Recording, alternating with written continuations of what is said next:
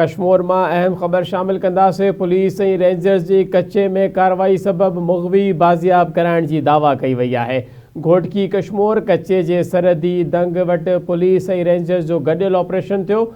अवां खे ॿुधाईंदा हलूं त गडियल ऑपरेशन दौरान बदीन वासी उमर पुट लाल बख्श खोसो के बाज़ियाब करायो वियो आहे।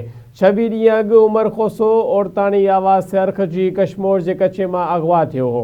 अहम खबर शेयर कर रहे आहियूं। कश्मीर में पुलिस ऐं रेंजर्स की कच्चे में कार्रवाई सबब मुग़वी बाज़ियाब कराइण की दावा कई वही है।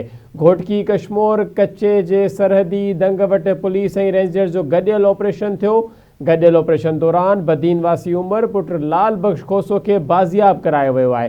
अवां खे ॿुधाईंदा हलूं त 26 ॾींहं अॻु उमर खोसो के औरतानी आवाज़ सरख जी कश्मीर के कच्चे में अगवा कयो वियो हो।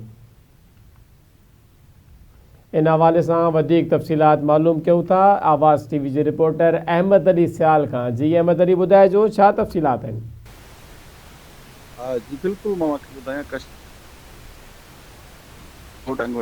पुलिस इंटेलिजेंस रेंजर्स पुलिस जो गडियल ऑपरेशन किया है।